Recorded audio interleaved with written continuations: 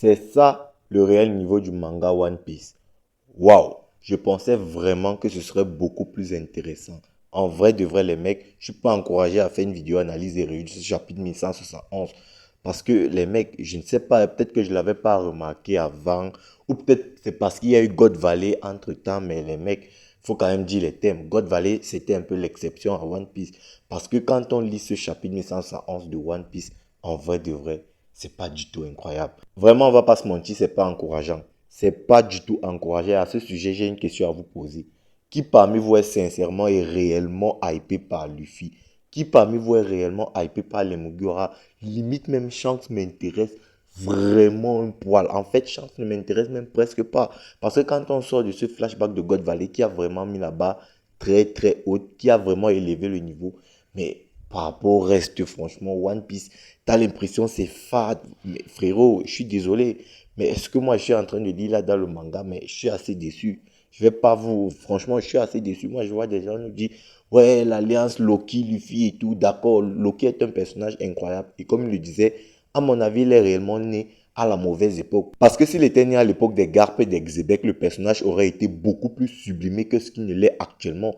Parce que là, j'ai vraiment l'impression, et les amis, excusez-moi, que mettre Loki autour des Mugiwara, c'est vraiment gâcher le personnage. C'est vraiment gâcher le personnage parce que les Mugiwara, en fait, les gars, je vais pas vous mentir, ces gars-là, ils ne peuvent plus me surprendre. Peu importe ce qu'ils vont faire par là, ils ne peuvent plus me surprendre. Peut-être c'est parce que moi, ce que j'attendais dans One Piece, c'était God Valley.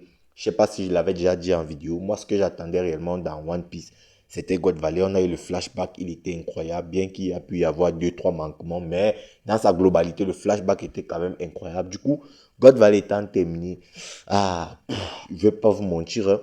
Moi, ce que j'attends encore limite aujourd'hui, ce sont les combats entre Shanks et Mihawk. Et le reste, franchement, je suis pas hypé par la fin. Je suis pas... Vraiment, les Mugiwara ne me hype absolument pas. Peu importe le power-up que Zoro pourra avoir, peu importe le power-up de Sanji ou encore de Luffy, moi, je m'en carre complètement. Je vais pas vous mentir. Peut-être le power-up et le retour de certains personnages tels que Trafalgar Law, les Eustace Captain Kidd, les Ener et tout ça. Ouais, peut-être à la limite, ça pourrait me hyper. Mais là, en ce moment, je suis désolé. Peut-être aussi que ce sont les antagonistes. Peut-être que tout ça est lié aux antagonistes. Les antagonistes ne sont pas des personnages qu'on attendait. C'est peut-être pour ça que voilà, on n'est pas super hypé. Mais par rapport à ce qui se passe, waouh, les gars, je suis désolé. Mais vraiment, si on arrête de faire semblant un moment, une minute même, c'est pas du tout encourageant, je suis désolé. C'est pas du tout encourageant ce qu'on lit actuellement là dans le manga One Piece parce que le chapitre en soi, ouais, il était pas incroyable. Et surtout avec la communauté, une communauté super, super toxique. D'ailleurs, en parlant de ça, j'aimerais revenir sur un point par rapport à la vidéo sur Barbe Blanche qui avait sorti. La vidéo où je parlais de Barbe Blanche et je donnais les raisons pour lesquelles il m'avait déçu sur God Valley ou tout du moins durant tout ce flashback. En fait, les mecs, moi, je sais pas, je vous comprends pas. Déjà, vous avez, il y en a beaucoup qui ont été extrêmement mécontents que je dise que Garp soit plus puissant que Barbe Blanche. En fait, les mecs, moi, je peux pas vous en vouloir. Je vous le dis, hein. Je peux pas vous en vouloir parce que vous avez été dans une illusion et dans un déni couplé au fait que, on vous a incité, on vous a, comment dire, programmé, on vous a formaté à détester le personnage de Monkey D. Garp. Du coup, peu importe ce qu'il pourra faire, vous ne pouvez pas accepter le bien, en fait, de ce personnage. Parce que les mecs, moi, je comprends pas. J'avais dit une fois en vidéo que même si ils savaient qu'on nous montre un Garp qui se met à battre à mort Barbe Blanche, les gars ne vont pas accepter que Garp est plus fort que Barbe Blanche. Même si on nous montre Garp égal à Roger, les gars ne vont pas l'accepter. Et c'est clairement ce qui nous est montré actuellement. Parce que les mecs, moi, je sais pas, mais quand quelqu'un voit Luffy affronter Kizaru, il est d'abord en forme de base. Il n'y arrive pas. Il passe en Guy Force Nickman. Il se fait dégager. Il est obligé de passer en Guy 5 pour vaincre Kizaru. Et quelqu'un te dit que Luffy, forme de base, aurait suffi à vaincre Kizaru. Mais frérot, moi, je sais pas comment décrire ça, en fait. C'est juste que, en fait, moi, l'esprit est tellement gangréné que moi, je peux pas. Mon but n'est pas de vous convaincre. Qu'on soit d'accord, hein, mon but n'est pas de vous convaincre. Parce que les mecs, si on en est arrivé à un point où même une confrontation directe entre deux personnages ne suffit plus à prouver qui est le plus puissant des deux, mais les mecs, franchement, qu'est-ce que vous voulez que moi je fasse? Qu'est-ce que vous voulez que moi je fasse? Du coup, mon but n'est absolument plus d'essayer de vous convaincre. C'est-à-dire, vous voyez les choses, mais Vous réécrivez le manga dans vos têtes, à vos sauces, et vous essayez de nous faire intégrer ça dans nos têtes. Mais les gars, ça ne marche pas comme ça. Il y a un manga qui est écrit par un auteur, et c'est ce qu'on suit. Tu ne peux pas me dire que Luffy est obligé de passer en Gear 4 pour vaincre les Séraphins, et ça te choque qu'il soit obligé de passer en Gear 5 pour vaincre un amiral du calibre de Kizaru. Je suis désolé, les mecs. Je suis désolé au point où vous affirmez haut et fort qu'il ne faut à Luffy que sa forme de base pour réussir à vaincre Kizaru. Mais les gars, mais des fois, il faut... En fait, c'est même une question de thinking. C'est une question de réflexion. Tu dois toi-même réfléchir. Pourquoi est-ce que Luffy, qui a commencé le combat en forme de base, a été obligé de se transformer volontairement en Gear 5 pour réussir à contenir, même pas vaincre, mais contenir Kizaru au point où toi tu te dis il n'aurait suffi que de sa forme de base, mais c'est une dinguerie. Et pour en revenir sur le personnage de Garp, bon, moi franchement, en fait ça m'a choqué. En fait, ce qui me choque dans l'histoire de Garp versus Barbe Blanche, c'est le fait qu'il existe encore un débat entre les deux personnages. Moi je pensais que God Valley avait complètement clos le débat, mais je me rends compte qu'il existe encore débat. Et moi, c'est marrant, les gars. Moi, je peux pas vous mentir. C'est marrant. Parce que tout ce que vous allez me dire sur Barbe Blanche et sur le fait qu'il soit potentiellement plus puissant que Gap, ce n'est que théorique et hypothétique.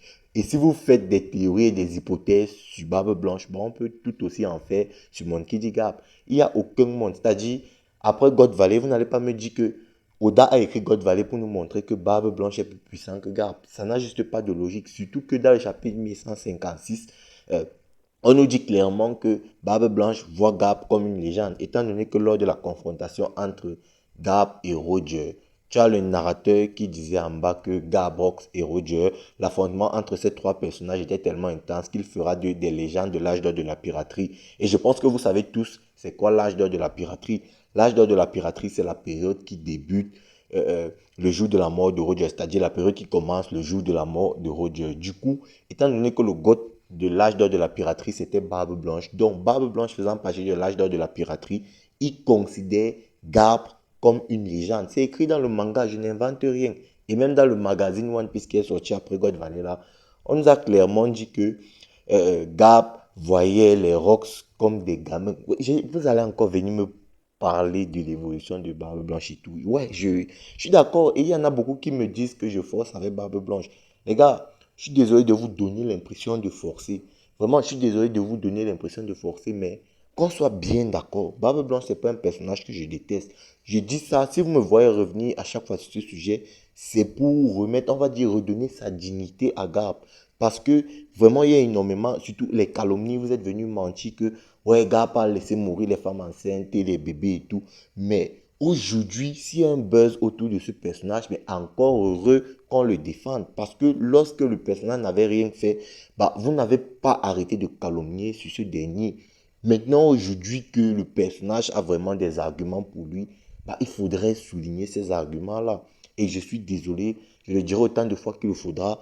Encore une fois, c'est pas pour vous convaincre. Moi, j'ai lu le manga et d'après les éléments que j'ai lus dans le manga, bah, il n'y en a rien qui me permet d'affirmer aujourd'hui que Barbe Blanche puisse être plus puissant que Garp. Parce que dire ça signifierait automatiquement dire que Barbe Blanche est plus puissant que Roger. Et c'est complètement absurde, étant donné qu'on nous a dit que de tous les pirates qui ont quitté God Valley, bah, tous ont évolué, tous ont atteint leur apogée une dizaine d'années après, mais seul un seul groupe, celui du roi des pirates, a réussi à se hisser au-dessus de tout cela. Ça voudrait tout simplement dire que Roger est au-dessus de Barbe Blanche. C'est, les frérots, les informations, elles sont là, elles sont... Bref, on va passer à la revue. Je me suis beaucoup attardé. Bon, je vous ai dit, il n'y a pas beaucoup à dire sur cette review qui se nomme Arachne. Bon, on a un peu les conséquences de la mort de Harald et tout. On a l'après Harald en fait. On a Loki en larmes. On a une discussion entre Gaban et Shanks. Tu as Shanks qui renie un peu ses origines. Voilà, Gaban qui essaie de le rassurer et tout ça. Moi, je vous avais dit une fois que le fait que Shanks se soit laissé couper le bras ne fait pas forcément de lui un immunisé au pouvoir de Imu. Mais s'il l'a fait, c'était pour renier complètement ses origines. Et j'ai l'impression que c'est ce qui nous est montré dans ce chapitre. Parce que pour moi, encore une fois, si Shanks se retrouve dans un périmètre où Imu peut agir, forcément, il se fera contrôler par Imu. Ça, c'est ma théorie.